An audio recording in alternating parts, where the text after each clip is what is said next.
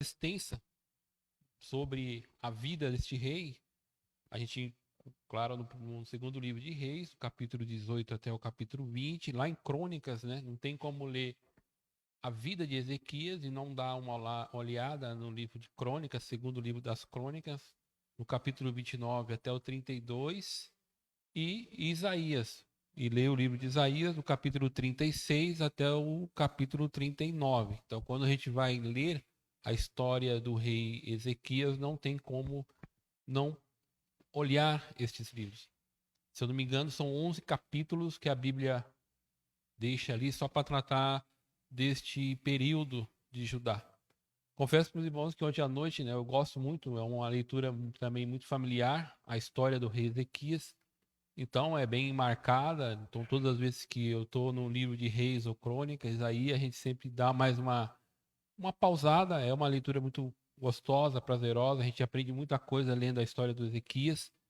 E conforme a gente vai aprendendo a palavra de Deus, né, toda a parte do contexto histórico, toda a parte teológica, a leitura vai ficando melhor. Eu confesso que eu li a parte da lição, né, a gente vai marcando os textos da revista, mas quando a gente começa a ler a história, eu acabei me prendendo mais na história, né, fiquei muito mais tempo lendo ali todos os capítulos. O único que eu não, como já é uma leitura muito extensa, Isaías, já li bastante a parte lá em Isaías. A leitura em Reis e Crônica chamou muita atenção e a gente aprende muito ali olhando. Então, sugiro os irmãos dar uma olhada.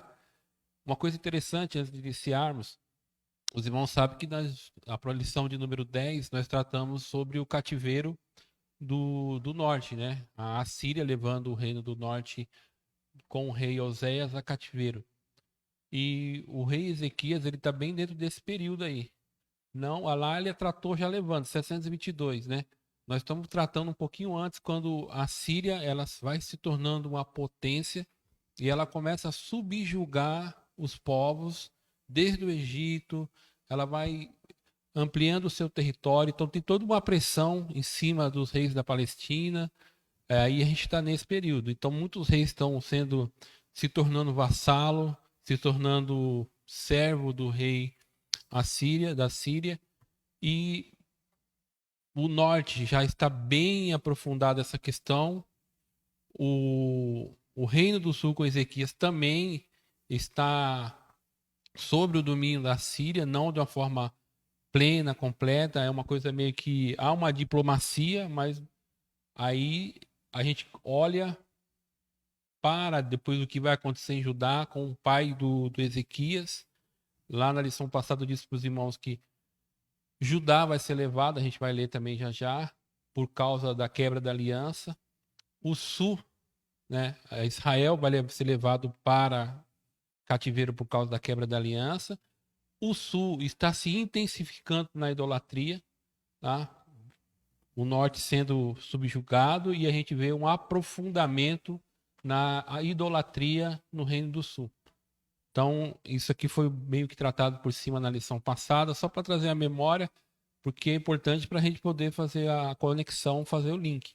Quando a gente está lendo o texto bíblico, a gente geralmente começa, quando a gente volta a alguns capítulos anteriores, por exemplo, eu estava lendo a história de Ezequias, mas não, se você quer entender melhor, porque a importância da reforma, quando você volta um pouquinho, vê o que o pai dele fez, aí você vê toda aquela coisa bonita, que é uma coisa que só existiu no período de Salomão.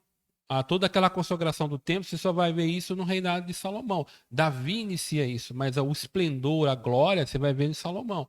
Aí você vê todo esse período que o Ezequias vai restabelecer tudo isso, conforme a lei do Senhor. Aí você vê todo um período de 29 anos no reinado dele. Aí quando você vai ver a história do filho dele, você vai ver o filho dele destruindo tudo aquilo que ele tinha estabelecido, tá?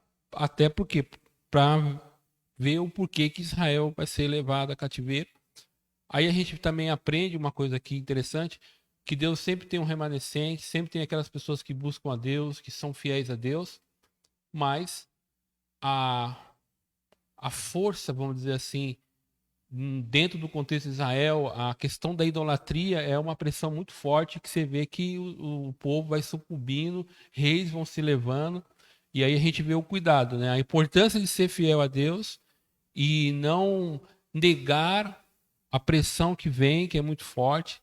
No caso deles lá, que é uma questão da idolatria, tá? Então a gente aprende, ó, independente das circunstâncias, você tem que ser fiel a Deus. Tá? Então a vida, né, vamos dizer assim, desse monarca, ele é muito dentro disso, dentro de um período muito difícil da vida de Israel, ele decide fazer aquilo que é certo. Aí a gente vai se aprofundar, mas acho que é importante soltar essas introduções aí para a gente linkar. Então, quem estudou bem a lição passada, não vai ter, vai ficar melhor a compreensão agora nesta lição. Então, o tema do trimestre é, né, o plano de Deus para Israel em meio à infidelidade da nação, as correções e os ensinamentos divinos no período dos reis de Israel. Então, a gente já está caminhando aí para o final, falta só 2 lições, né, para a gente fechar o trimestre. Leitura diária, texto áureo. Vamos lá? 1, 2, 3. Texto áureo. No Senhor Deus de Israel confiou, de maneira que depois dele não houve seu semelhante entre todos os reis de Judá, nem entre os que foram antes dele. Segunda Reis, capítulo 18, versículo 5. E a verdade prática, Deus sempre ouve e guarda os sinceros de coração que obedecem e procura agradá-lo. Então Deus sempre está atento àqueles que são fiéis a Ele. A leitura bíblica em classe, ela está registrada no segundo livro de Reis, capítulo de número 18, do versículo 1 até o versículo 3, depois versículo 13, 28 e 29. Depois nós vamos ler o capítulo 19, versículo 1, 5 a 7, 15, 16, 20 e 21. Que nos diz assim: E sucedeu no terceiro ano de Oséias, filho de Elá, rei de Israel, começou a reinar Ezequias, filho de Acaz, rei de Judá.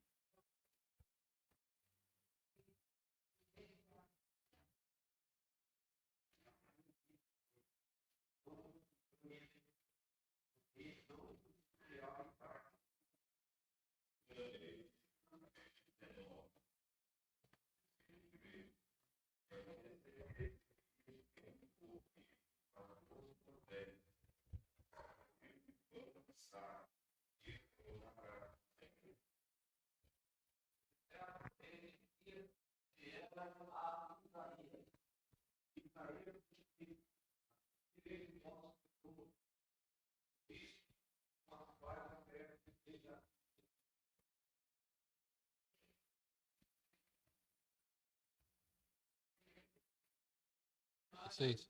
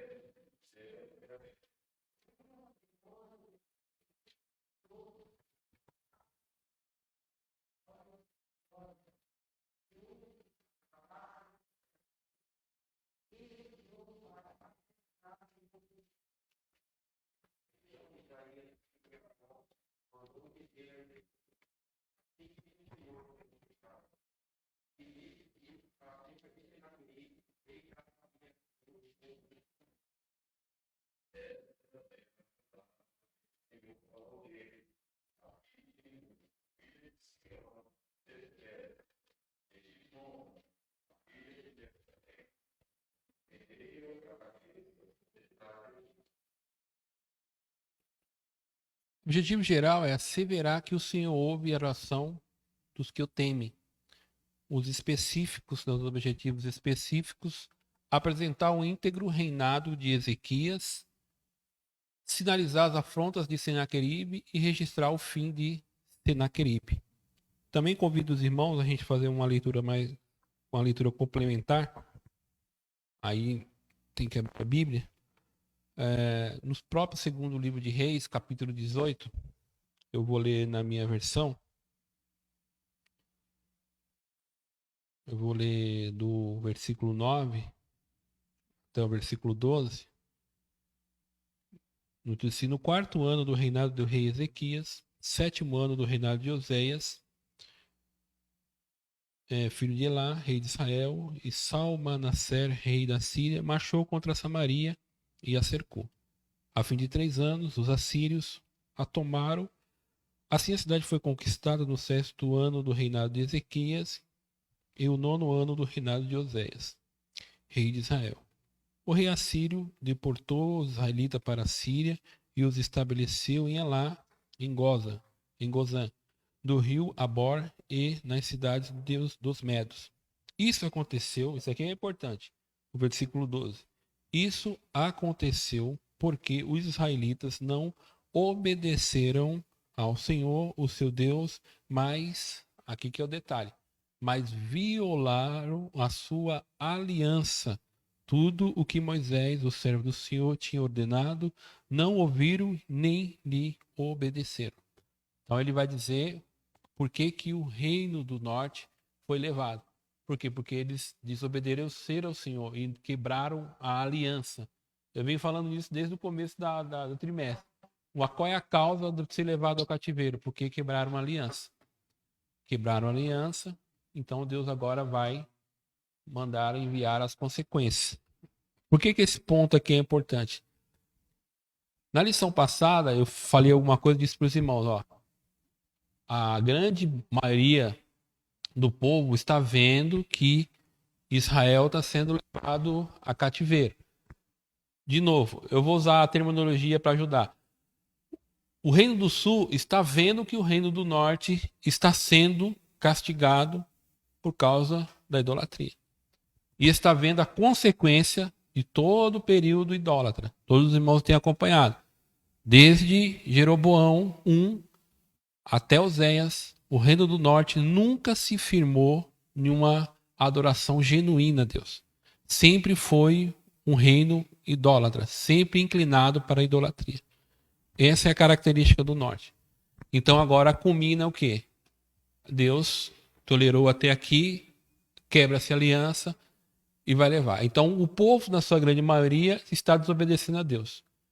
Aí eu disse para os irmãos, já a gente vai ver por quê. O Reino do Sul começa também, que de uma forma muito acelerada, principalmente nesse período, a se voltar de uma forma muito assim exagerada na idolatria. No período do quem? Do rei de Acás. Tem alguns reis que a gente vê que começa, eu disse para os irmãos, o meu Reino do Sul, mesmo que foi um reino que há reis que buscam o Senhor, você vai ver que todos os reis sempre toleraram a idolatria. Eles nunca derrubaram totalmente os altos, né, os postes ídolos. Sempre houve uma tolerância contra algum tipo de idolatria ou algum tipo de divindade. Então, mesmo no sul. Mas você vai ver agora que o que acontece, o Ezequias vai vir agora e o Ezequias está vendo o que está acontecendo lá e aí ele vai fazer o quê? Ele vai buscar uma aliança com Deus. Ele vai buscar a Deus e vai fazer o que é certo. Então ele sabe o que está acontecendo e ele busca a Deus. O que eu quero dizer aqui, ainda num período de corrupção muito grande, sempre tem aqueles que procuram fazer o que é certo. Não querem se corromper. Tá? E esse momento aqui você vê um homem que busca Deus, a gente vai ver, não dá tempo de tratar toda a história dele. Mas se os irmãos chegar em casa, começar a ler a história que eu disse aqui, em Crônicas 18, Crônicas 29, 2 Reis 18, Isaías, você vai ver o impacto da reforma de Ezequias, que não ficou restrita só a Judá. Ela se estendeu para o norte também. Tá? Então, teve pessoas que vieram do norte, que estava sob o cativeiro, estava sob o sítio do Senaqueribe, do fez.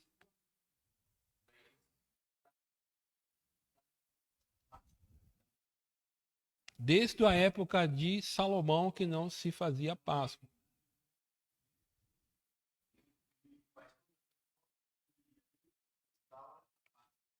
Então, então, mas você vai ver que mesmo no norte tinha pessoas que atenderam, foram lá. Aí depois você vai vendo o impacto do avivamento.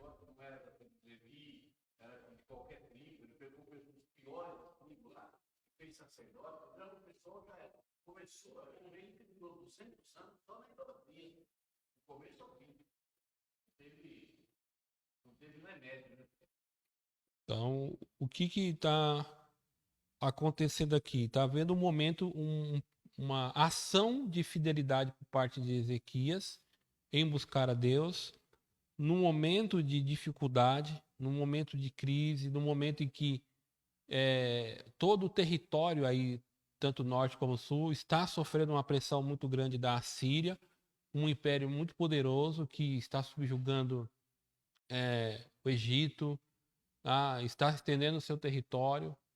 E é nesse período que agora Ezequias ele vai fazer o quê? Ele busca Deus. E aí, qual que é a ênfase aqui? É a fidelidade. E a gente vai ver, só para fazer um link muito rápido aqui, uma aplicação rápida, por exemplo, vamos pegar Mateus 24 só para ver. Num momento muito difícil que a igreja vai passar, o que Deus espera da igreja? Mateus 24, vai no versículo 9 até o versículo 14. Fazer um link muito assim, no momento de crise, de dificuldade, o que faz? Aí dá para fazer um paralelo. Você vai ver que o Acaz, o pai de Ezequias, num período de muita dificuldade de idolatria, você vai ver que a perseguição veio, o texto vai falar assim, ele que fez o quê? Ele aprofundou mais a idolatria. Ele foi lá, desobedeceu mais ao Senhor, ele colocou poste em todos os lugares, o texto diz assim, na minha Bíblia diz assim, em todas as esquinas de Israel, ele colocou imagens de idolatria. Então tem esses dois tipos de situação. Não quer dizer que a situação vai ficar difícil e a pessoa vai obedecer. Tem pessoas que são obstinadas. Então o que diz Mateus 24, do versículo 9 até o versículo 14?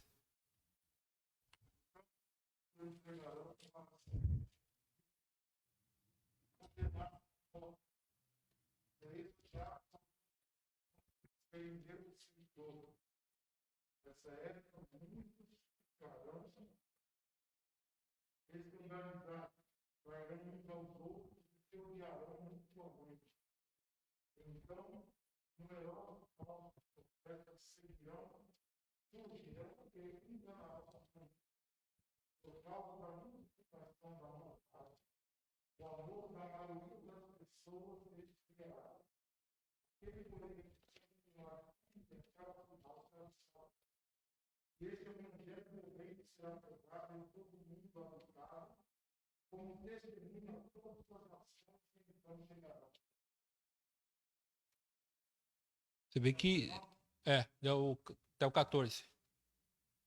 Então você vê que tem pessoas, o que Jesus espera num momento de dificuldade, que é aquele que se persevere até o fim. Agora olha o pai de Acaz aqui, ó. Versículo 22 de Crônicas, 2 Crônicas 28. Mesmo nessa época em que passou por tantas dificuldades, o rei Acaz tornou-se ainda mais infiel ao Senhor. Aí lá no 24, Continuando, ele ofereceu sacrifício aos deuses de Damasco, que havia derrotado, pois pensava, já que os deuses da Síria os têm ajudado, oferecerei sacrifício a eles para que me ajude também. Mas eles foram a causa da sua ruína e da ruína de todo Israel. Acais juntou os utensílios do templo de Deus, os retirou de lá, trancou as portas do templo do Senhor, ergueu altares em todas as esquinas de Jerusalém, em todas as cidades de Judá, construiu altares idólatras para queimar sacrifício a outros deuses e provocar a ira do Senhor, o Deus dos seus antepassados. E quando o texto começa a falar do rei Acaz, vai falar que ele ofereceu seus filhos a sacrifício. Por que eu estou dando ênfase aqui? Para você entender o impacto da reforma de Ezequias. Então, o pai dele fez tudo que era ruim, tudo que ele pôde piorar, ele fez. Então, é nesse contexto, é nesse período histórico que Ezequias vai entrar. Aí você vê, nem todo filho de peixinho é. Então, nem a nossa fidelidade a Deus, outro ponto importante, né? Não está ligado necessariamente se os nossos pais, os nossos antepassados foram infiéis a Deus. Tá? Então, isso não é um ponto que, assim, isso quer dizer que a pessoa vai também desobedecer a Deus. Então, aqui, Ezequias ele é um exemplo bem destacado que ele não vai fazer o que o pai dele fez, tá?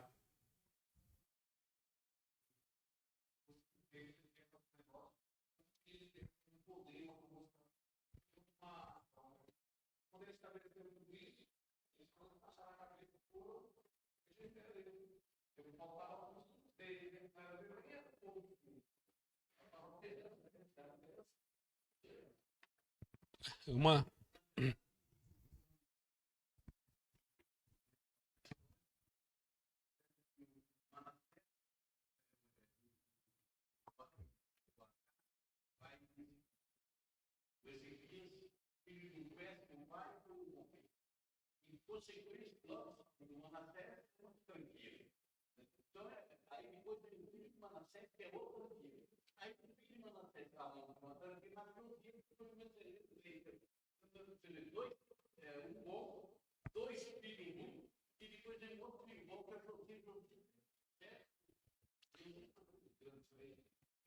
e uma atenção para os irmãos aí.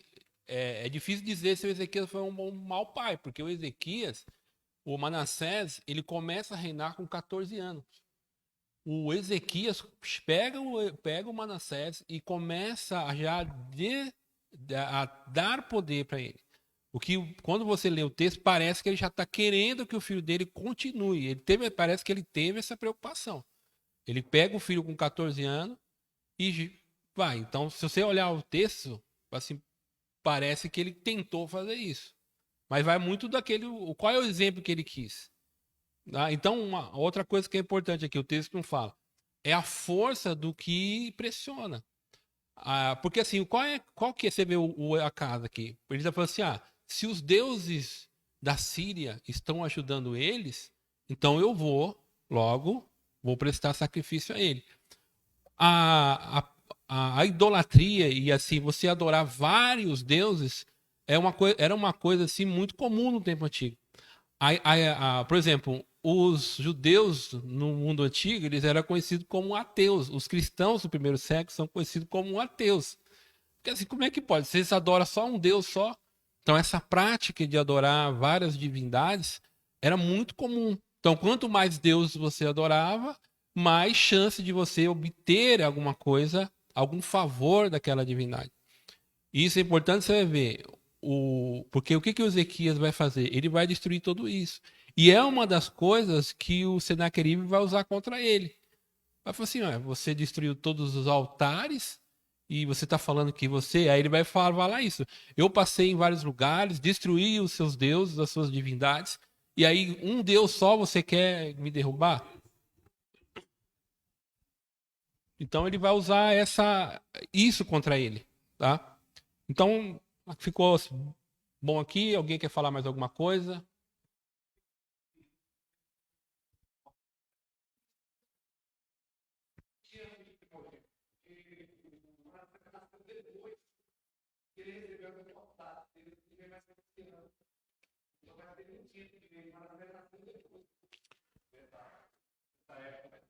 Eu sempre gosto, eu tenho esse livro aqui, né? Ele faz eu falo o livro, mas não mostro o livro, né?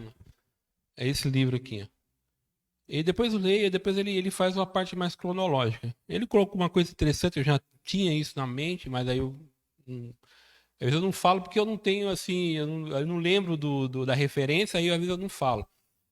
Eu sempre tive essa dúvida se os 15 anos foi depois ou foi antes. E ele trata aqui, e eu fui ver outro que e tudo isso que aconteceu, esses 15 anos, foi ali, ele ficou doente bem antes. Não foi depois, no final. Foi tudo no começo ali. E isso é interessante quando a gente olha, isso tudo culmina porque o que aconteceu? Todo o povo está vendo isso acontecendo, toda a reforma acontecendo, e você vê que a reforma foi tão profunda e o milagre que Deus agiu na vida de Ezequias, isso se tornou notório e todo mundo conheceu. A embaixada da Babilônia, sabendo da riqueza, da prosperidade de Ezequias, e possivelmente sabendo da cura dele também, aí o texto vai falar lá, manda os representantes, né, os embaixadores ir lá. E parece que isso foi lá antes, né? Bem ali no momento onde ele estava ali na reforma, ali, onde ele estava começando.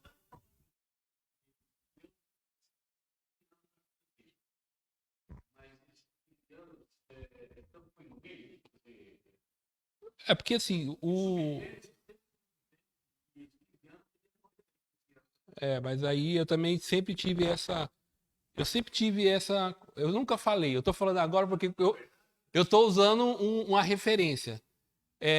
Porque sempre quando a gente está lendo crônicas e Isaías, a gente tem que entender que a gente não está lendo as coisas na ordem cronológica. Uma certa. A gente não está lendo em cronológico. O cronista, ele está colocando. Quando você lê o livro de crônicas, o que é o livro de crônicas? É a mesma coisa que você está lendo um jornal, uma revista. Ele está pegando recortes do período histórico e qual que é a ênfase que ele está mostrando? Eu já falei isso para os irmãos. No Crônica, ele está mostrando, ó, olha o resultado de ser fiel a Deus. Olha o resultado de ter uma vida infiel a Deus. E ele começa a reinar com 14. Então, tudo bem.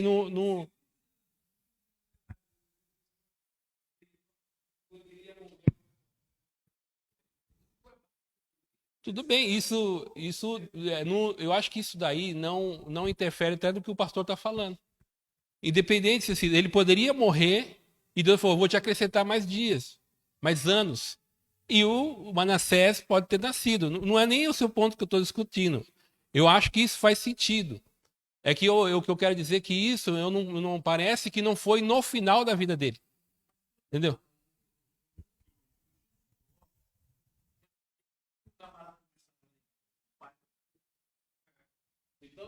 Então, se ele começou a reinar com 14 anos, Ezequias viveu 15 anos depois da profecia, então, tudo bem, Ezequias, digamos que 2 anos depois da profecia, nasceu Não, aí é questão de. Aí ele morreu 13 anos mais tarde, já após o nascimento de Manassés, 14 anos depois ele morreu.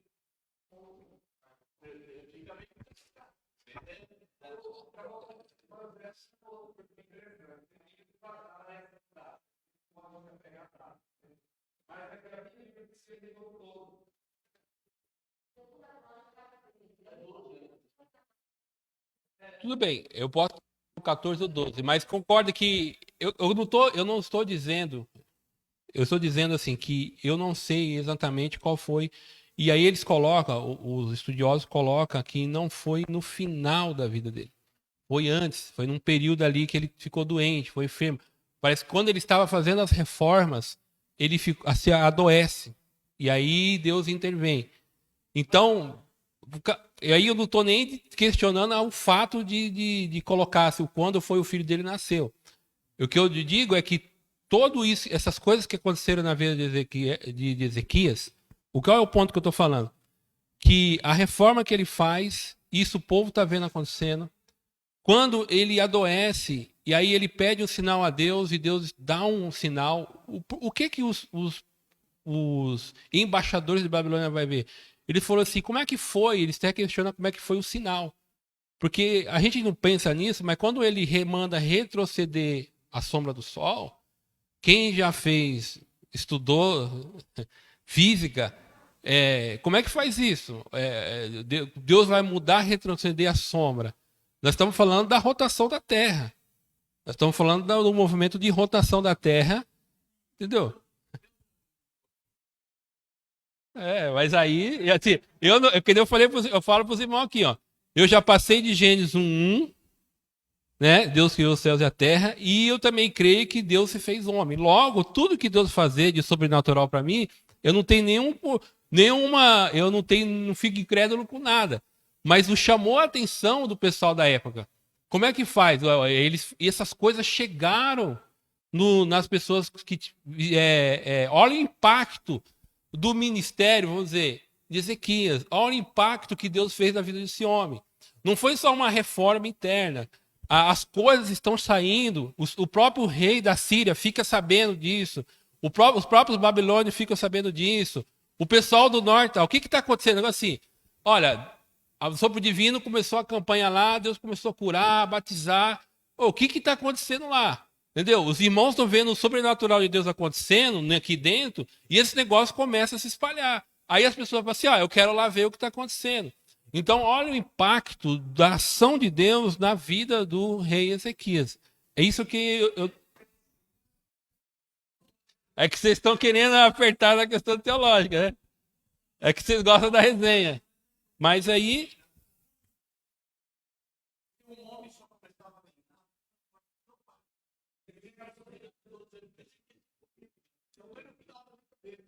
aí eu só não contrariando, mas no caso do filho dele, o filho dele já começa a reinar junto com ele, né? Ele é um vassalo.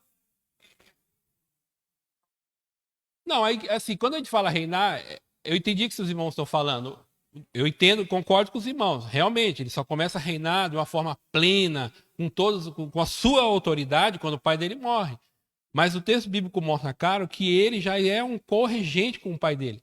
O pai dele já está preparando o filho para o reinado. Tá?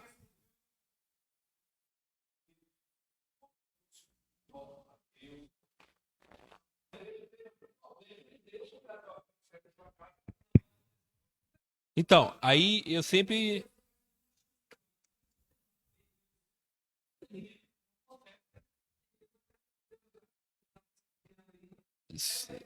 Eu também sempre tive essa dúvida, né? Mas tudo bem.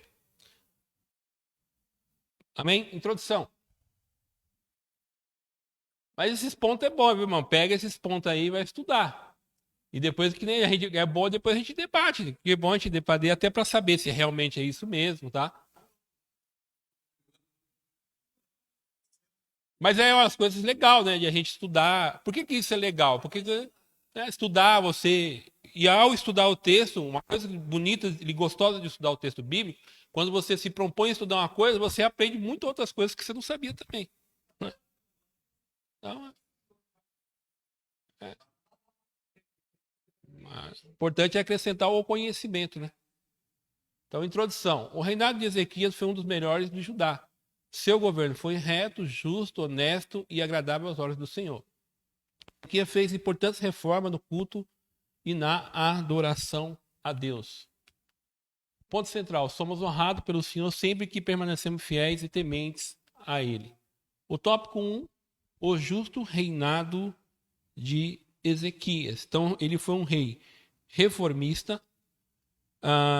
2, a purificação dos lugares sagrados e a adoração nacional. Então, a lição, eu marquei até uns pontos aqui, eu não vou nem ler ali. Assim, essa aliança incluía uma reforma radical no comportamento e na espiritualidade do povo. Então, aí eu li aqui o que o pai dele fez. O pai dele fecha o templo e coloca ídolos a cada esquina. Então, imagina a quantidade de impureza religiosa tinha já no templo e em todo Israel, em todo Judá.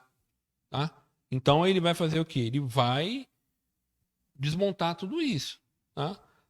A despeito de tudo isso, o que mais se destaca nas atitudes de Ezequias é que ele se chegou ao Senhor e não se apartou após ele e guardou os mandamentos que o Senhor tinha dado a Moisés.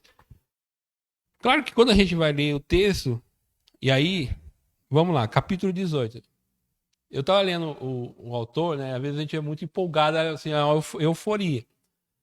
Só que você vai ver que tem momentos que. E isso é interessante no texto para mostrar que Ezequias ele é tão humano quanto nós.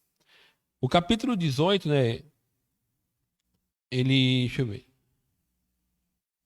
Capítulo 18, versículo 14 em diante. Assim, então Ezequias, rei de Judá, enviou essa mensagem ao rei da Síria em Laquis. Cometi um erro para atacar-me e eu pagarei tudo o que exigires. O rei da Síria cobrou de Ezequias, o rei de Judá, 10 toneladas e meias de prata e 1.050 quilos de ouro. Assim, Ezequias lhe deu toda a prata que se encontrou no templo e na tesouraria do palácio real. Nessa ocasião, Ezequias, rei de Judá, retirou o ouro que havia coberto as portas e os batentes do templo do Senhor e deu ao rei da Síria. Então, a gente tem que ficar com o que o texto diz, né? Às vezes você vai para a revista mostra uma hipérbole muito grande. Então você vê que o Ezequias ele se rebela, tá? Ele vai ganhando preeminência, ele vai sentindo confiança e ele se rebela. E aí o que ele fala? Ó, eu cometi um pecado, eu errei. Peraí, como é que faz isso? Aí quando você volta para entender o capítulo 18, versículo 3, vai dizer assim: ele fez o que o Senhor aprova, tal como tinha feito Davi e seus parentes. Removeu os altares idólatras, quebrou as colunas sagradas e derrubou os potes sagrados, despedaçou a serpente de bronze, que Moisés havia feito, pois até aquela época os israelitas lhe queimavam incenso. Era chamada Neutsan. Ezequias confiava no Senhor, o Deus de Israel, nunca houve ninguém como ele entre os reis de Judá. Aí o texto é um texto, ele está dando uma hipérbole, ele está exagerando um pouco, né? No que? Porque você vai ver que chegou um momento de dificuldade, ele falou assim pro rei, ó, peraí, eu errei. Aí o que ele faz? Ele vai lá, tira as coisas que são preciosas do templo e entrega. Aí a gente vai ver, quando se continuar, que parece que ele certamente comete um erro. Porque aqui ele deu uma... Aí você vai falar, mas como é que pode? Aí a gente critica o Ezequias, mas qual de nós, no momento de dificuldade, a gente também não dá uma balançada também? Tá? A gente fala que confia, mas na hora que a gente é pressionado, aí fala, opa. Ah, então aqui é legal para ver. Aí você vê como Ezequias ele comete esse erro, mas é um homem que logo reconhece que errou. Aí ele vai buscar ajuda no profeta, tá? Então eu estou colocando isso aqui só para a gente pensar também.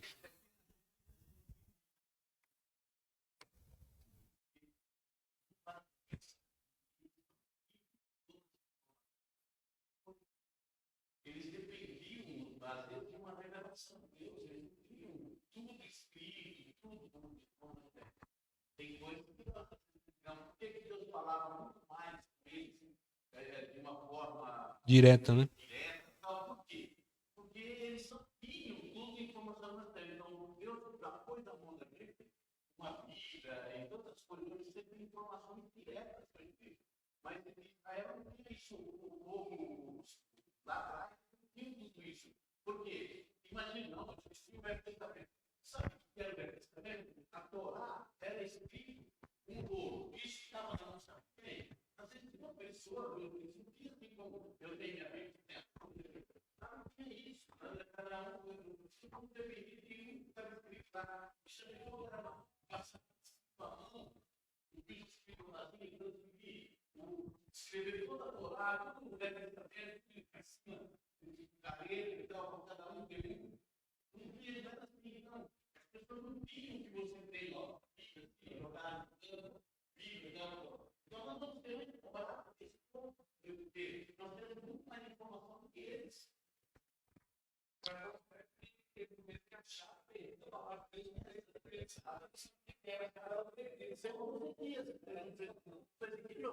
Josias. Josias. Então, só retornando um pouco na introdução, assim, ó, ele fez importante reforma no culto e na adoração a Deus. A partir da destruição dos ídolos, Judá reestruturou o sistema religioso e o que culminou num grande avivamento para o povo de Deus. Às vezes a gente precisa falar da religiosidade, a gente tem até uma dificuldade, a gente fica criticando muito a religiosidade. Mas o que Tiago diz lá no primeiro capítulo? Quem pode ler para mim? Tiago, capítulo 1, versículo 25 até o versículo 27.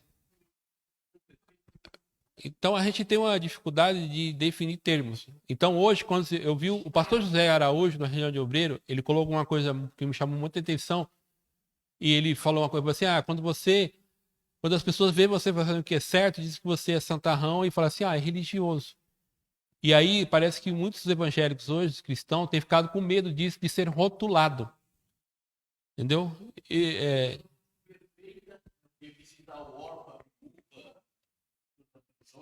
Quem achou aí? Versículo 25 até o versículo 27 do primeiro capítulo.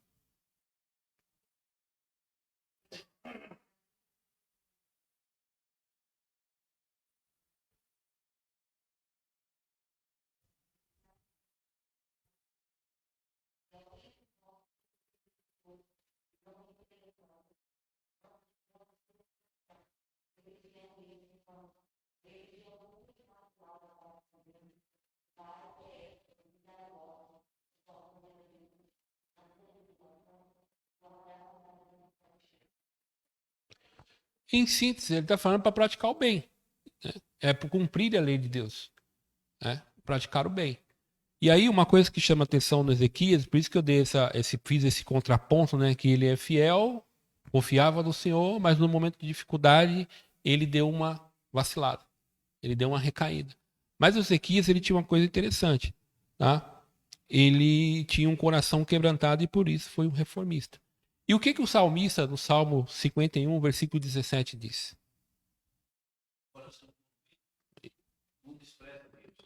E ele diz assim, né, pastor? Se fosse holocausto, eu te daria. Por quê? Ele tem, o Davi tinha condição de dar quantos holocaustos precisaria. Então ele entendeu que não era aquilo que eram os holocaustos, mas era algo.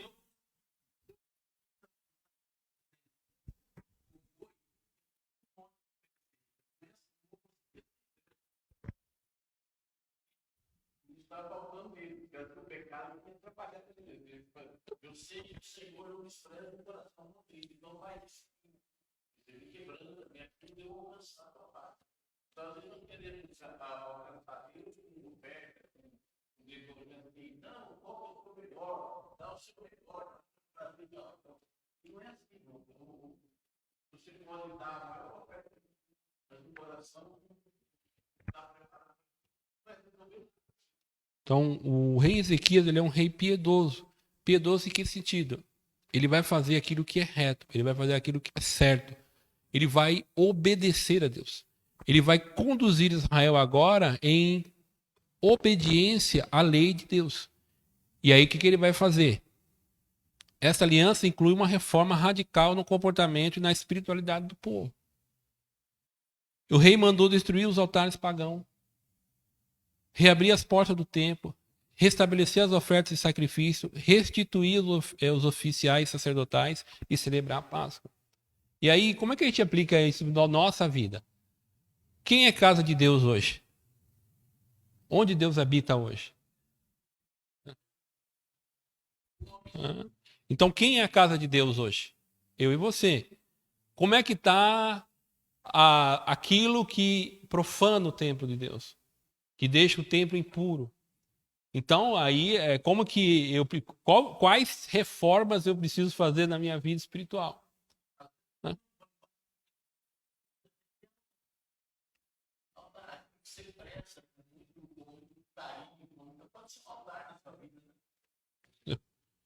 E aí ele vai iniciar todo um processo de purificação, tá? dos lugares sagrados. Com a convocação de Ezequias, os sacerdotes e os levitas se reuniram e se prontificaram a purificar e santificar a casa do Senhor. Segunda Crônicas é o livro que os irmãos terão muito mais informação acerca desse período da reforma, tá? Uma coisa interessante, quando você olha ali do sacerdote, quando você vai no capítulo 29 de Segundas Crônicas, a partir do versículo 12, por onde ele vai começar a reforma? Nas pessoas que precisam entrar no templo. Todos os irmãos aqui sabem que não era qualquer pessoa, o rei não podia entrar lá no templo. Eles chegaram a informação, como é que tá o templo? Tá rei, a coisa tá feia lá. O negócio tá fechado, tá uma bagunça. Quanto tempo levou a reforma do templo, para limpar a sujeira? Quem lembra? 16 dias. 8 dias só interno. O templo, só o templo. 16 dias. 8 dias para tirar toda a sujeira que tinha dentro do templo. Uma semana. Depois mais 8 dias para que estava em ordem. Você vê como é que está a situação. E aí, quem são os responsáveis em fazer isso? Quem era responsável? Olha as lições anteriores da revista bíblica, irmão. Lembra lá quando ele estudou do sacerdote, a revista, o livro de Levítico? Quem era responsável? Quem são os responsáveis pela vida religiosa de Israel? Os levitas. E como é que você acha que depois do pai de Ezequias, de Acais, como é que você acha que estava a organização dos levitas? Ah, bagunça. E aí, quando você lê Segunda Crônica, você vai ver assim, ó. Eu vou ler rápido, só para os irmãos. Então, esses levitas puseram a trabalhar. Ezequiel falou, o negócio é o seguinte, vamos trabalhar, gente. Vamos trabalhar.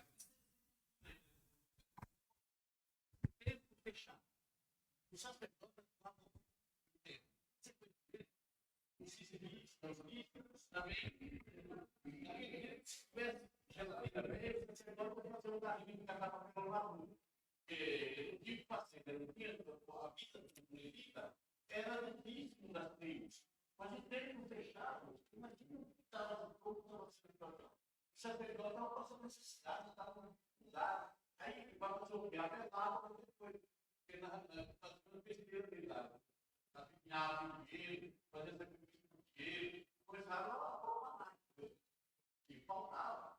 Na verdade, era uma desespero. Aí eu tenho que fazendo logo uma reforma nessa área, trazendo esse de volta, organizando a prática. Voltando, aí ele começa a organizar, colocou para trabalhar. Dentre os descendentes de Coate, aí você tem que saber como que era organizado o sistema sacerdotal de Israel. Os Coates, eles eram responsáveis por quê? Eles eram responsáveis pelas coisas santíssimas. Né? Aí você tem da tribo de Merari. Você tem da tribo de Gerson. Você vai ver que ele vai organizando, ele vai pegando. Aí ele coloca também da família de Asaf. Ele vai organizando todo o ministério. Hoje, o que seria hoje? Evidentemente, hoje seria toda a parte dos obreiros, aqueles que são responsáveis em conduzir a igreja.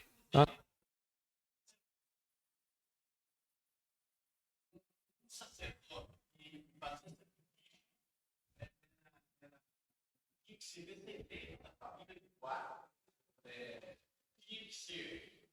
Da família de Arão, né, que era o pai de Moisés, porque você tinha um monte de idade certa, tinha que ter perfeição física, um monte de coisa para o ser sacerdote. Então, os outros eram? Alguns eram sacerdotes, os outros eram auxiliares, vamos fazer uma coisa, por exemplo. Então, tem gente na igreja que às vezes ele é diácono e ele fica 20 anos de diácono. Então, os irmãos estão falando, não, está na hora de ser presbítero, está na hora de ser presbítero, e às vezes ele não tem chamado. Porque o lado também, sim, o que era sacerdote, a vida do normal, é ser normal. Ele já é chamado. Traga a vida dele. Tem diácono que tem que ser uma vez por diácono. Você coloca ele como presbítero, está correndo dele, não sabe pregar, não sabe fazer nada. E como diácono era uma vez. Então, até na vida servida, tinha ordem, tinha alguns que eram sacerdotes, que era da família de Coar, que era sacerdote. Os que não eram sacerdotes, iam um pouco na fornalha, ia dar legal da rota, iam puxar a rua com ele, voltar o tempo, era um verdadeiro diabo. Às vezes, era isso, mas a precipitação do ministério e mudar a questão de lugar sem ter certeza, porque é chamada para aqui. Continuando, ó, tendo reunido e consagrado os seus parentes, os levitas foram purificar o templo do Senhor conforme a lei havia ordenado, em obediência à palavra do Senhor. Aí, de novo, tem que ter consciência. Eu sei que é que não, pastor, se tudo que eu for falar, né, eu for te dar o contexto, mas onde está isso? Lá em Êxodo, livro do Êxodo. O livro do Êxodo vai dizer como que deveria ser purificado. É só você ver quando eles vão erguer a têmpora. A partir lá do capítulo 39, lá 40, você vai ver que toda a purificação, a consagração da tenda do tabernáculo, toda aquela consagração você agora pega e coloca tudo no templo. Não é porque o templo que mudou a consagração continua a mesma. A forma como os utensílios tinham que ser consagrados. Lembra lá que o sacerdote tinha que ungir todos os objetos. Todo aquele ritual teria que fazer, colocar em prática novamente. É isso que eles estão fazendo aqui. E você vai ver que o que acontece? Vai faltar mão de obra. Todos os levitas não conseguiram se purificar a tempo hábil, tá? Tanto para fazer o serviço e principalmente na parte do sacrifício. Aí você vai ver que aí, lá no versículo 17, assim, começaram a consagrar no primeiro dia do primeiro mês, no 8º dia, chegaram ao pórtico do Senhor, durante mais 8 dias consagraram o templo do Senhor, propriamente dito, terminando tudo no 16º dia. Aí você vê, só o período do templo é 16 dias. Mas a consagração começa lá nos levitas, tá? Toda a consagração. Então não é 16 dias tudo, não. É só o templo levou 16 dias. Então toda a consagração dos levitas é um processo que está acontecendo de reforma radical por meio de Ezequias. Aí no versículo 20, cedo de manhã seguinte, o rei Ezequias reuniu os líderes da cidade e juntos subiram ao templo do Senhor. Então ele chama aqueles que são responsáveis pela vida religiosa de Israel. Eles começam todo o processo de purificação, purifica o templo. Aí agora o que ele vai? Ezequias vai na liderança, ele vai nos nobres de Israel agora. Convida os nobres, para quê? Ele subiram ao templo do Senhor, levando 7 novilhos, 7 carneiros, 7 cordeiros e 7 bodes. Os irmãos sabem que 7 é um número de perfeição na Bíblia. É um número de completude, tá? Como oferta pelo pecado em favor da realeza, do santuário e de Judá. O rei ordenou que os sacerdotes descendentes de Arão, foi o que o pastor falou, sacrificassem animais no altar do Senhor. Você vê que ele vai, olha o cuidado que ele tem, que tudo aconteça de uma forma bonitinha, organizada, com todas as pessoas, para cada responsabilidade específica. Certamente. E está seguindo tudo conforme a lei de Moisés. Acho que aquele crônico vai assim, Moisés, o homem de Deus. Então, eles estão vendo o que o texto está dizendo e estão aplicando exatamente o que o texto bíblico está fazendo. Tá? Então, toda a purificação, né? A purificação foi tão completa que no relato do segundo livro de Crônicas, capítulo 29, os versículos 18 e 19, a palavra todos é repetido várias vezes no texto, nada ficou de fora. Né?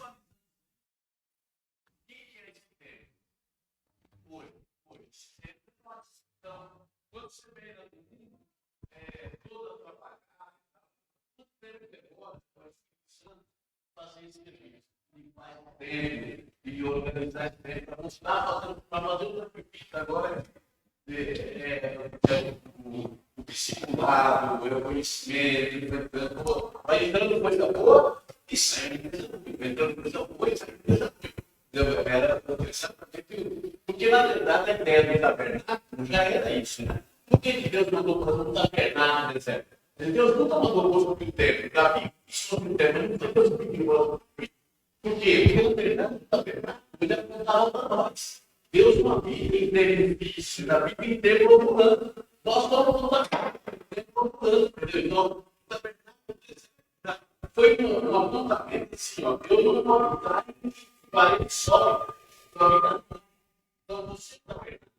Eu sinto a verdade. Então, aquele povo, né? Aquele povo está dentro, representa a palavra de você, aquele da luz, que é lá, na verdade, representa o Espírito Santo da tua vida. Entendeu? Nós somos da verdade. 3. A adoração nacional. Então, nós temos o rei Ezequias reformando toda a espiritualidade do povo, começando pelos levitas, começando também do templo do Senhor, na liderança de Israel, tá? Então, então ele faz toda a purificação, tira tudo aquilo que está contaminando o templo, e aí agora nós vamos para a adoração nacional. Então isso agora vai se estender nacional aqui. Aí agora, não só para Judá, começa em Judá, mas vai se estender para o norte também. Tá? Então foi nesse momento de muita comoção que o rei, seus assessores e toda a congregação de Israel se prostraram diante do Senhor. Quando a gente vamos ler aí o Crônicas, segundo Crônicas, capítulo 29, versículo 28 e 29. Toda a assembleia prostrou-se em adoração, enquanto os músicos cantavam e os corneteiros, tinha corneteiro lá, tá? Tocavam até que terminou o holocausto. Então o rei e todos os presentes ajoelharam-se e adoraram. Ah, que interessante. De novo, aí a gente tem que olhar aqui. Você tem que sempre entender qual era o contexto da época. O Israel não fazia isso. O próprio Judá vem de um período de idolatria. Vem de um período de pecaminosidade muito alta. De afronta a Deus. E aí você vê toda o Judá agora se prostrando, buscando a Deus, adorando a Deus. Tá? E o que... Aí ele coloca aqui, cenário maravilhoso. Então uma nação inteira se prostrando e adorando aquele que é digno de toda honra e glória. Tá? Além de toda a reforma, Ezequias também mandou celebrar a festa Páscoa que há muito tempo não havia. Crônicas, capítulo 30, versículo de número 1. Deixa eu ver aqui. Crônicas 31. O que diz?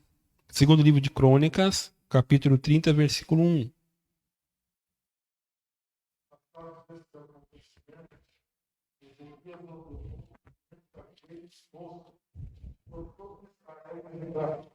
Escreveu também cartas a Efraim e Manassés, convocando a comparecer em Jerusalém para celebrarem o Pessach.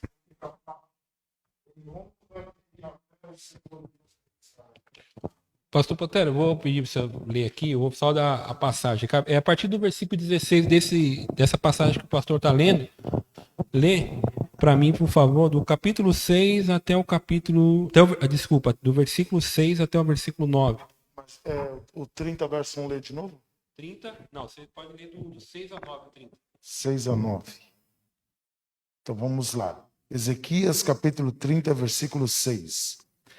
Assim, por ordem do rei, mensageiros percorreram Israel e Judá, munidos de cartas assinadas pelo rei e pelos oficiais, e proclamavam a seguinte mensagem: Ó Israel, voltai para Yahvé, o Senhor Deus de Abraão, de Isaque e de Israel, para que ele volte a sua face para o restante de vós, que escapastes da mão dos reis da Síria.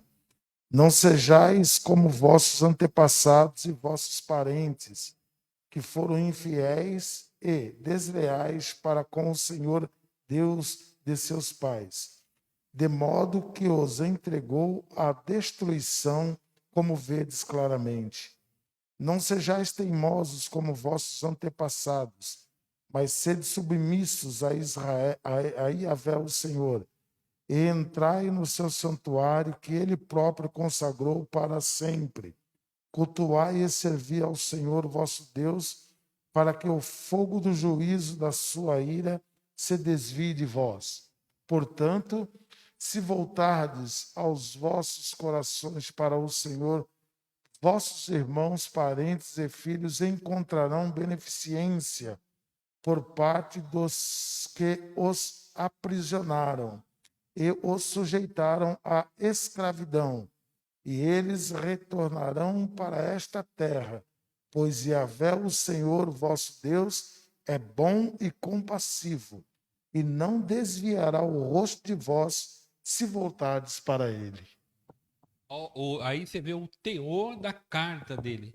E aí ele está mandando para quê? Para todo o território, sul e norte. E aí, o que diz o versículo 10? Os mensageiros foram de cidade em cidade, em Efraim, em Manassés e até Zebulon, ao norte, tá? Tá indo ao norte. Mas o povo zombou deles. Alguns homens e os expôs ao ridículo. Você vê, olha o nível que estava umas tribos. Aí diz assim: no entanto, alguns homens de Asser, de Manassés e de Zebulon humilharam-se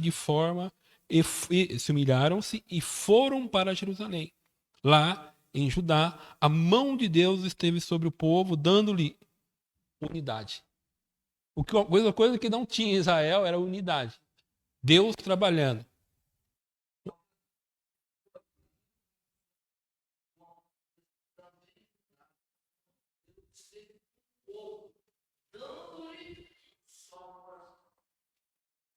De pensamento para executarem o que o rei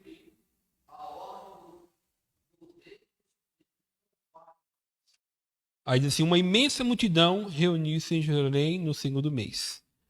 Olha que interessante o versículo 18. Embora muitos dos que vieram de Efraim, de Manassés, de Isacar e de Zebulon, se não tivesse purificado, assim mesmo comeram da Páscoa e contrariando o que está escrito. Aí você vê assim, olha como Deus é. Mas Ezequias orou por eles dizendo: queira o Senhor, que é bondoso em perdoar todo, aquele que inclina o seu coração para buscar a Deus, o Senhor, o Deus dos seus antepassados, mesmo que não esteja puro, de acordo com as regras do santuário. E o Senhor ouviu a oração de Ezequias e não castigou o povo. E sabe onde aconteceu isso? Lá no templo. Lá, sabe quando Moisés vai subindo e o povo se chega? Então todos conversando e nenhuma coisa aconteceu com eles. Eles foram a um lugar onde não era permitido. Mas eles queriam o quê? Eles queriam estar próximo de Deus. E aí, irmão, quando nós queremos estar próximo de Deus, quem é o autor da lei é aquele que pode revogar a lei.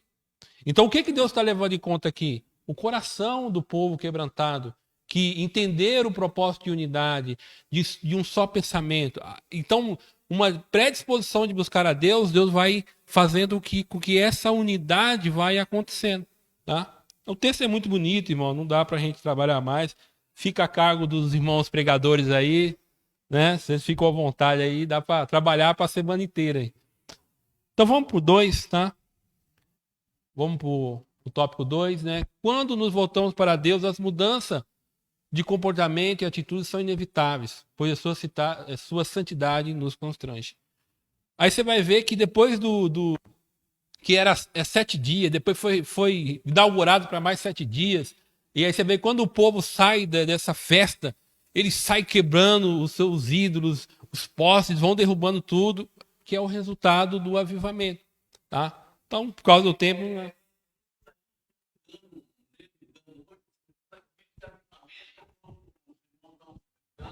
Estranha, fazendo aviãozinho. Então, na verdade, todos os avivamentos na Bíblia, todos, começam com arrependimento, começam com o reconhecimento de seus erros e voltando-se para as escrituras, voltando para a origem, para a origem. Então, avivamento é isso. É quando você cai na terra, sobe os seus erros e começa a corrigir e voltar para as escrituras. E foi o que Ezequias fez. Achou um livro, achava o livro, Josias, né? Que viu que estava Perdido, né? um avivamento é isso. É quando você cai no verbo e fala, eu vou fazer uma consulta na minha vida, ver onde que eu preciso melhorar, onde que eu estou fora da cultura, onde que eu estou saindo, e começar a se aproximar de Deus novamente. Obedecendo as Escrituras. Então, o avivamento pode ser uma coisa particular, um avivamento com Deus, um avivamento com Deus, que é consertar os meus erros, é preocupar com Deus. 2. Senaqueribe invade Judá. Quem pode ler capítulo 32 de 2 Crônicas, capítulo 32, versículo 1. Segundo livro das Crônicas, capítulo 32, versículo 1. O que o cronista diz aí?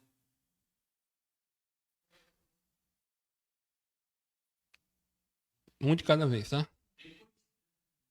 Aqui os irmãos podem falar. Depois das coisas, dessa equilíbrio, veio da Síria, e entrou em Judá e ia acompanhar, e acampou-se contra a cidade forte e tentou separá-la para si. Vendo, pois, Ezequias que Senaqueribe vinha e que o seu rosto era de guerra contra Jerusalém, teve conselho com seus príncipes e os seus varões para que se tapassem das águas que havia fora da cidade, e eles o ajudaram. E assim muito povo se ajudou e tapou todas as fontes, como também o ribeiro que se estendia pelo meio da terra, e lhe disseram, por que iriam os assírios e achariam tantas águas? E ele se fortificou e edificou todo mundo quebrado até as torres, e levantou outro mundo para fora, e fortificou a Milo na cidade de Davi, e fez armas e escudos em abundância. Depois oficiais de guerra sobre o povo, e ajuntou-os assim na praça da porta da cidade, e falou-lhes ao coração, dizendo: esforçai-vos e tende bom ânimo, não temais, nem vos espanteis por causa do rei da Síria, nem por causa de toda a multidão que está com ele, porque há um maior conosco do que com eles. Com ele está o braço de carne, mas conosco o Senhor nosso Deus, para nos ajudar e para guerrear nossas guerras. E o povo descansou nas palavras desse dia de verdade. Amém? Interessante o versículo 1 também, né? E depois de toda essa fidelidade, o que vem? Então, não pensa que porque você está sendo fiel, está fazendo tudo as coisas certas, que você não será afrontado. Tá? O cronista deixa isso. Só que o que o cronista está mostrando aqui? Ele mostra toda essa vida piedosa, essa predisposição de Ezequias obedecer a Deus, tá? E agora ele vai assim, ó, olha o que vai acontecer. Mas quando você continua a história, a gente sabe o que Deus vai fazer. Ezequias não faz nada, né? Ele não vai fazer nada. Deus vai destruir o exército dele sem Ezequias.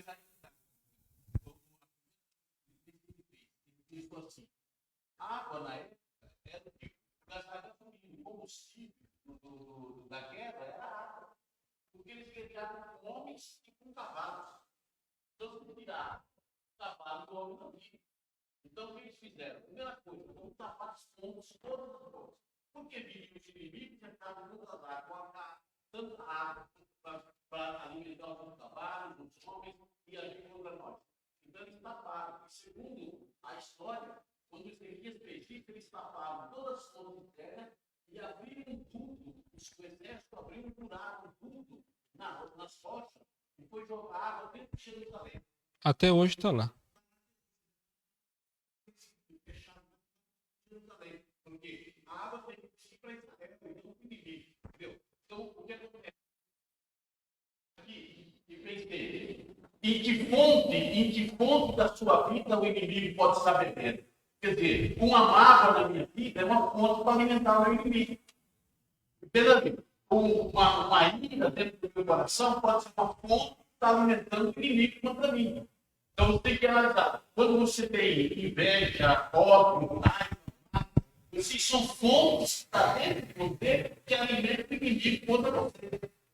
Isso que é feito. Vamos fechar fontes para o inimigo não ter o que beber contra nós. Então, ele fechou as fontes, os inimigos chegam, não tem água, não tem nada. Na batalha. As ameaças de Sinaqueribe. O rei Sinaqueribe, rei da Síria, resolveu expandir o seu poderoso exército para sitiar Jerusalém e ameaçar o rei Ezequias. Por meio dos seus oficiais, usou como estratégia intimista a difamação de Ezequias, afrontamento da grandeza do seu Deus. Então, vamos ver o que ele vai dizer aí. Lá no versículo 10 do capítulo 32. Assim diz Senaqueribe, rei... Só 12 a 15. Assim diz Senaqueribe, rei da Síria, em quem vocês baseiam a sua confiança, para permanecerem cercados em Jerusalém. Quando Ezequias diz, o Senhor, o nosso Deus, nos salvará das mãos do rei da Síria, eles o está enganando, para deixá-lo morrer de fome e de sede. Mas não foi o próprio Ezequias que retirou os altares desses deuses, dizendo a Judá e a Jerusalém, vocês devem adorar diante de um só altar e sobre ele queimar incenso? Vocês não sabem que eu e os meus antepassados fizemos a todos os povos das outras terras? Acaso alguma vez os deuses daquelas nações conseguiram livrar das mãos a terra deles? De todos os deuses das nações que os meus antepassados destruíram, qual deles conseguiu salvar o seu povo de mim? Como então o Deus de vocês poderá livrá-lo da minha mão? Quando ele fala Deus aqui, ele está zombando, tá? Aparece Deus minúsculo. Então ele está zombando de Deus aqui, tá? Portanto, não deixe Ezequias enganá-lo ou iludi-los. Dessa maneira, não acredite nele, pois nenhum Deus de qualquer nação ou reino jamais conseguiu livrar o seu povo das minhas mãos, ou das mãos dos meus antepassados, muito menos de vocês conseguirá livrá-los da minha mão. E aí, e tudo isso que ele está falando, ele vai falar na língua do povo. Ele não está falando numa linguagem diplomática, que no caso aqui era o aramaico. Que aí o povo não entende aramaico, tá? Não é todo mundo que entende. Ele está falando na língua do povo. E aí, hoje, você tem isso, por exemplo, guerra midiática. Quando você quer apavorar o povo. Por que muitos de nós estamos tomando vacina? É porque muita gente está morrendo de medo. Você apavora todo mundo e depois você oferece a solução. Isso é uma coisa comum, tá? Então, eu vejo, graças a Deus, tudo, mas a gente não pensa nas consequências daquilo que está acontecendo. A pessoa está tão amedrontada, com medo de morrer, que o que ele está querendo fazer? Jogar o povo contra Ezequias. Ele está criando um caos, porque assim, como é que eles estão sitiados, irmão? Eles estão dentro de uma cidade fortalecida. Então, o que faz? Eles estão apavorando o povo, para o povo pressionar o rei, para que o rei se precipite, se entregue, se rende, entendeu? Então, essa coisa de amedrontar, já, é uma tática de guerra que ele está fazendo aqui. Qual que é a finalidade? O 2. A ameaça dos assírios pasmaram Ezequias e o medo se espalhou por todo a corte de Judá. Tá lá em 2 Reis 37, né? Segundo capítulo. 2 Reis, capítulo 18, versículo 37. Quem pode ler?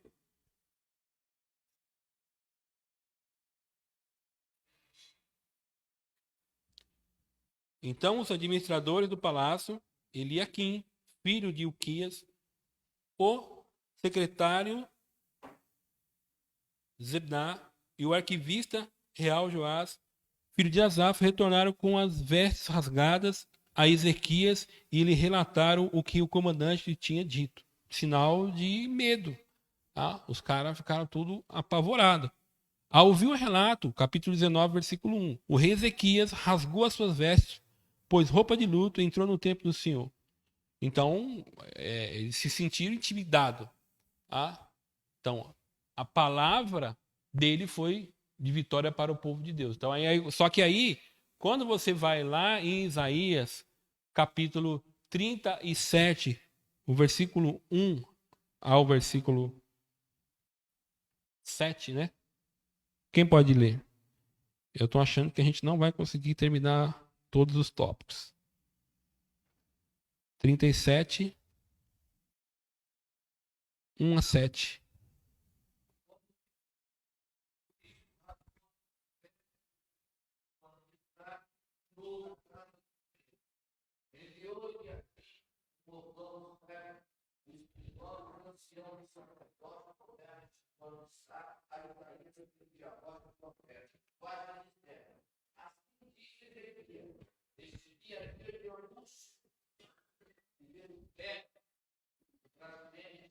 Porque chegados são os filhos ao lar e força para a cidade.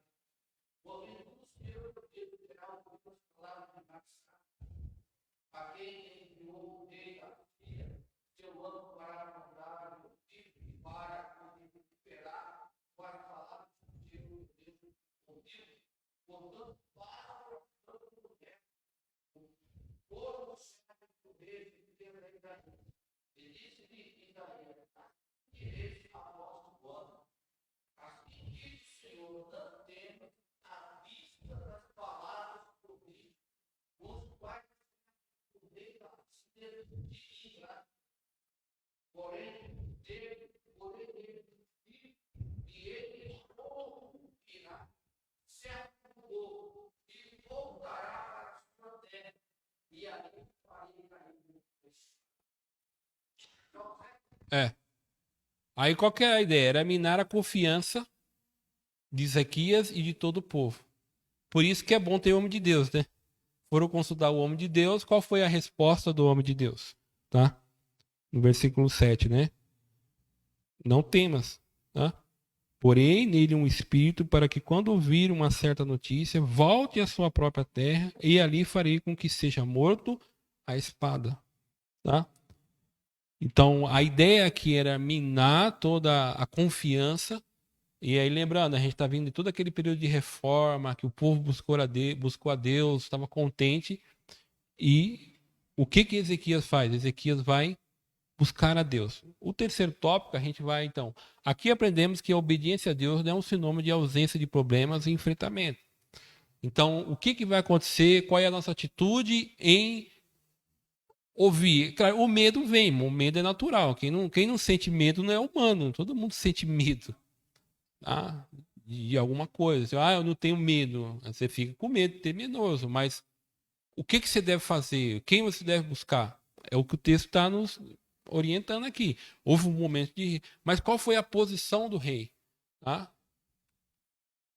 Nossos inimigos não têm nenhum poder sobre nós. Todas as suas pretensões passam pelo crivo e a aprovação do Senhor. Vamos lá, vou tentar terminar aqui em 5 minutos. Tópico 3. A oração do rei e o livramento do Senhor. Então a gente vê todo o período de reforma do rei Ezequias. Depois agora vai vindo a ameaça de Senaqueribe ao rei Ezequias. Tá? E agora o que vai acontecer? Qual é o posicionamento do rei Ezequias? Ele vai orar. Ele vai buscar a Deus. Tá? A oração do rei e o livramento do Senhor. Tá? O rei Assírio enviou cartas atrevidas e ameaçadoras ao rei Ezequias. Capítulo 32, versículo 7 de Crônicas. Quem pode ler? 32, versículo 7.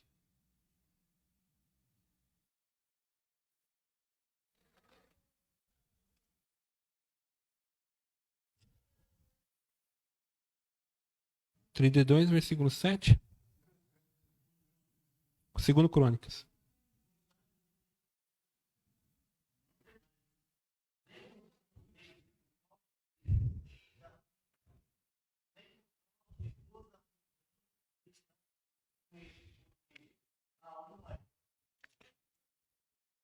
Agora o 17, pastor, por favor. Isso.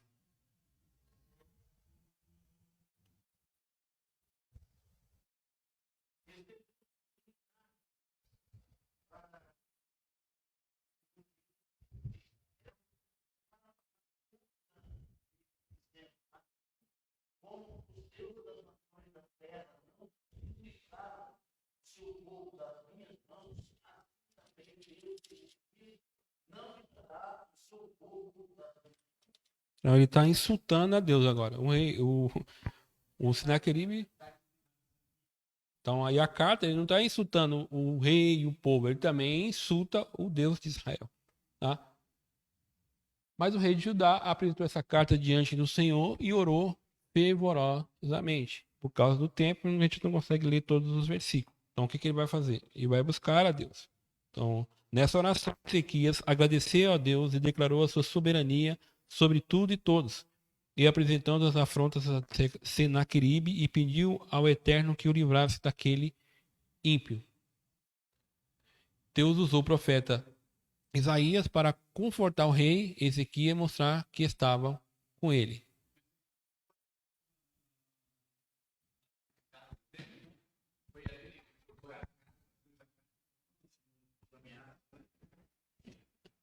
Então, o Senhor disse que tinha ouvido a oração do rei e a respeito do atrevimento de Senaqueribe. As passagens. Tá? Deixa eu correr aqui. Um anjo do Senhor, Deus conforta o rei, né? Então, um anjo do Senhor foi enviado por Deus e matou de uma só vez 185 mil assírios. O fim de Senaqueribe não poderia ser mais trágico, foi assassinado pelos seus próprios filhos. Então, aquele que ousa afrontar o Senhor Deus é severamente castigado. Então, qual que é um ponto interessante para a gente entender, né? Toda a questão da reforma de Ezequias, tá? Um reinado íntegro que teve como ponto, o foco, tirar tudo aquilo que afrontava a santidade de Deus. Ezequias foi o agente que promoveu isso. E aí, depois disso, o que acontece? Ele é afrontado, né?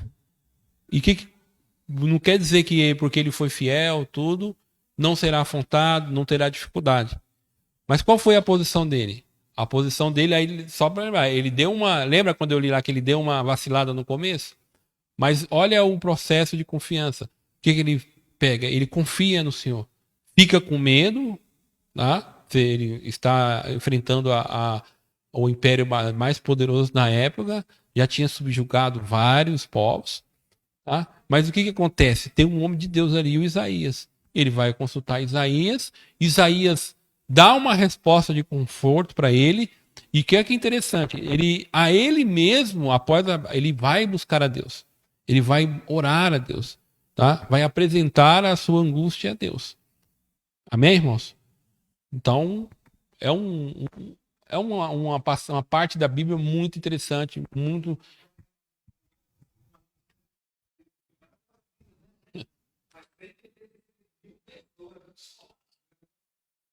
Conclusão. A lição que aprendemos nessa história é que ninguém pode afrontar e zombar de Todo-Poderoso e ficar impune, né? O reinado de Ezequias foi muito diferente da maioria dos reis de Judá, pois ele foi temente ao Senhor e confiou nele nos momentos mais difíceis do seu reinado. Ezequias nos deixou uma grande lição. Deus sempre ouve os sinceros de coração. Deus sempre ouve os sinceros de coração que confia nele mesmo diante do medo e da insegurança. Tá? Perguntas. Quem foi Ezequias? O rei de Judá, temente a Deus. Simples assim, né? Qual foi a lição deixada por Ezequias? Deus sempre ouve o sincero de coração que confia nele mesmo diante do medo e da insegurança. 3. O que significa dizer que Ezequias chegou-se a Deus? Significa que Ezequias não se afastou do Senhor e guardou os seus mandamentos, e ele estava disposto a honrar, adorar somente a Deus. 4. O que promoveu uma adoração nacional de Judá? Um apelo de Ezequias a toda a nação de Judá, à santidade, ao arrependimento e adoração a Deus. Tá? Olha, a santidade, arrependimento, elementos assim fundamentais para aqueles que querem buscar a Deus. Qual foi o livramento dado por Deus ao povo de Judá? O anjo de Deus eliminou 185 mil assírios. Então, o Ezequias não precisou mover uma palha. O próprio Deus tomou as dores, porque o povo foi afrontado, Ezequias foi afrontado e o próprio Deus estava sendo afrontado. Amém? Então, o que a gente vem a olhar a nossa vida, né? Como é que está o nosso templo? Precisa dar umas limpezas lá. Quanto tempo vai demorar lá? Foi 8 dias interno e 16 mais 8 dias externo. Né? Quantos dias precisa para que a gente dê uma limpeza, né? Faça uma faxina no templo? As pressões estão por aí, irmão. O mundo cada dia fica mais complicado. Tá? Cada dia cristãos são perseguidos pela sua fé.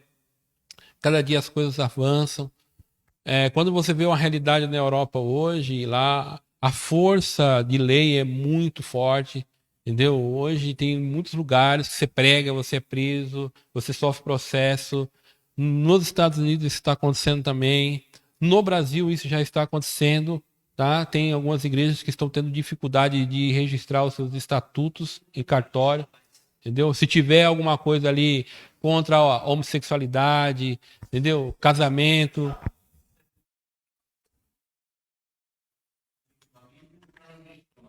Então, as coisas vêm diante de lei, né? Com força de lei. Então, você vê o Estado se impondo. Então, a gente está só no comecinho. Então, imagina quando essas coisas começar a tomar uma proporção muito grande. Entre um governo que tem uma linha mais para essas coisas. A pergunta é, como é que nós, como igreja, vamos se comportar? Tá? Vamos ser fiéis, né? Confiar em Deus? Aí fica o questionamento. Amém? Deus em nome de Jesus.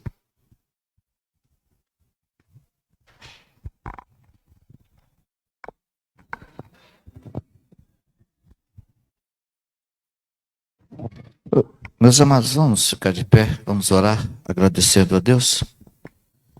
À noite, o nosso culto em família, amém? E é interessante, né? Ali nasce um Manassés, e o Manassés manda serrar o Isaías no meio, né? Só Deus para ter misericórdia, né? O profeta anuncia o nascimento de Manassés, ou a bênção, né? No caso, para o rei. E nasce o filho Manassés, e o Manassés manda serrar o profeta Isaías pelo meio. Amém? Mas vamos orar, vamos agradecer a Deus. Amém? Nosso Deus, nosso Pai, nós te damos graça pelo privilégio de nessa manhã estarmos em tua casa, na tua presença. Aleluia, abastecidos, Pai. Aleluia, pelo conhecimento da tua palavra. Aleluia, explanado nesta manhã. Ser conosco nos concede um dia abençoado. Aleluia, na grande expectativa de à noite nós podermos prestar um culto de louvor, gratidão e adoração a Deus por tudo que o Senhor tem feito. Ser conosco, em nome de Jesus nós te pedimos e te agradecemos. Amém. Deus abençoe a todos. Irmão, sobrou 10 pães missionários ainda. Se alguém quiser, tiver interessado. Amém? Os irmãos pegam na cozinha lá, por gentileza.